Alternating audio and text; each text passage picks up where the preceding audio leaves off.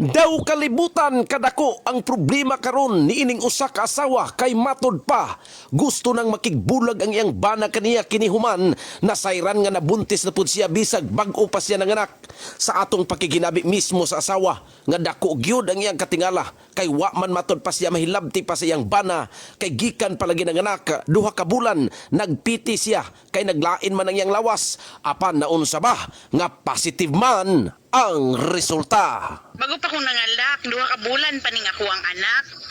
Unya, natingala ko nga na positive ang ako ang piti.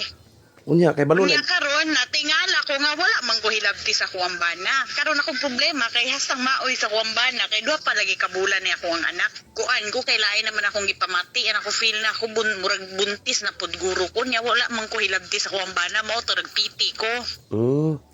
So karon imong ba nakasabot ra ba siya sa imong gipasabot siya nga mauna gihilabtan kay? Wala oy.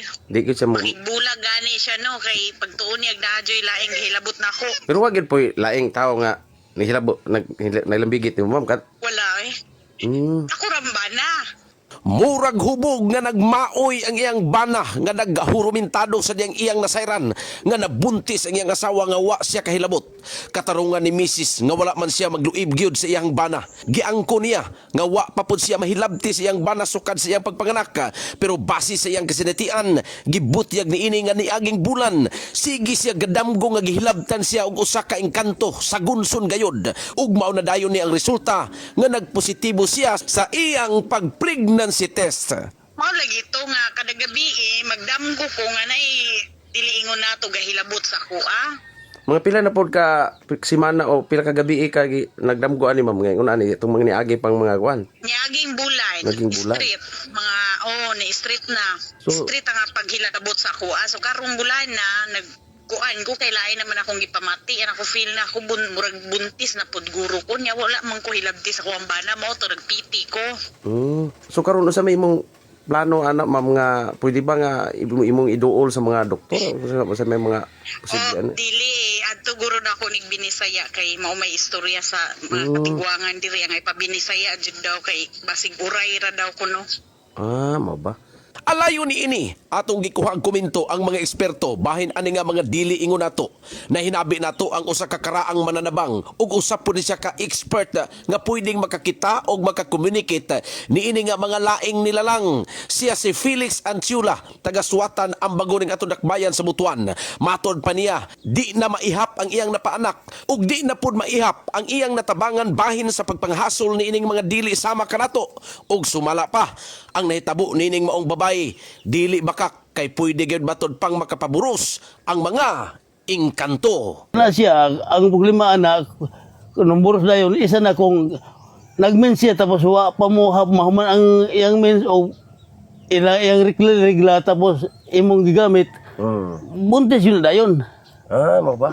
Kaya paman niya mo balik og kupos ang matres. Pero ang problema kay di man daw mo hilabot yung bana niya pag pregnancy nabuntis man. Ang kuan karon niya istorya kay magdamgo kuno siya kada gabi og engkanto nga gihilabtan daw siya sa usa ka engkanto mga duha na daw kasi mana. Posible ba na makaburo ang engkanto? Posible kayo kay makasudot mo sa babae. Ay ang espiritu akong sulutan to siya para magamit na ako. Na rin na? Oo na diya. Kanang mo kuha ka ngayon anak. Ang engkanto nun, pagka matulog ka, ang imong kaugalingon anak, may ilisang kalaig espiritu, pwede ka ihuna-huna nimo akong masudlan para ako maggahiran nga ikaw tulog. Bisa mga tulog mo Manila, makita mo kuya maglaag. Pwede na. Ang imong espiritu? Oo. Mo ba? Oo, pwede mo. Ba katong yang dipinsa nga iningon siya nga yang mo yang gikatarungan siyang bana nga nung naburo siya nga sige daw siya gadamgo nga gihilabtan siya sa usa ka engkanto. Kana tinuod na. Posible na siya di ay. Oo, tinuod Dili na. nga atik-atik rin niya. Dili. Kaya para lang makalingkawas sa basing naa silain. Ang basta daw hidahilan diya, kung wa siya magpagamit og lain, kana siya padamo siya og gabi Engkanto. kana di ka tinuod yun na arba.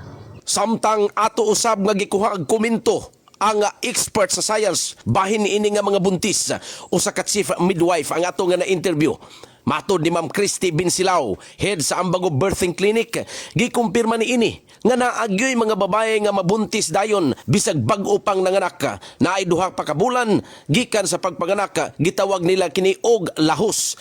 Kana kung gihilabtan ka sa imong bana pero bahin matod pa aning engkanto, dili siya makatubag pero bisan siya nakadungog na matod pa siya nga naay hitabo nga susama ni ini nga naburusan sa dili ingon nato. Nabuntis naman po siya, abay posibilidad ingon na ma'am? Naa, malahusan. Bati kuha siya ni kami tong family planning dayon, sir. Malahusan? Dapat isa, nalahusan, bali na 2 months na siya ang bata.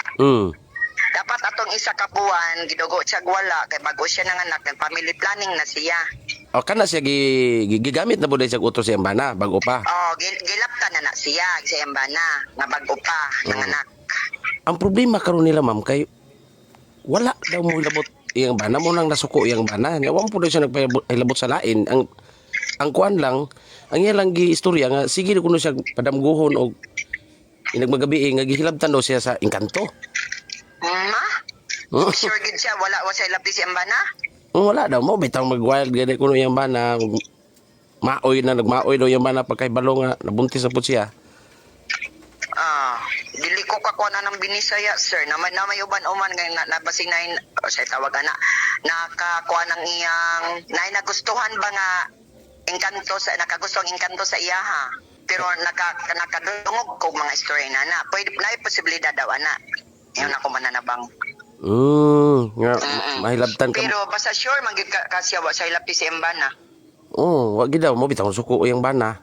Makibuwag mo gani sa iya ha kay wa man siya hilabti niya nga nung bago pa siya nanganak, mga 2 ka buwan na buros mo po siya pag piti niya kay maglain mo daw yung lawas.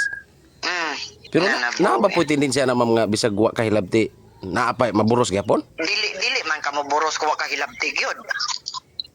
Abi na kog napay nabili na tong simili sa imban na tong unang. Wala. Dili siya mo buros kayo bago man siya nanganak basta wala lang sa hilabti di siya malahusan pero kung gikan sa pagpanganak nga isa ka buwan ka pina gilapdan siya kana so buros gid na. So naagi instances nga ang babae masundan dayon bisag Bali tawag lahos. Lahos ang tawag ana. Lahosan.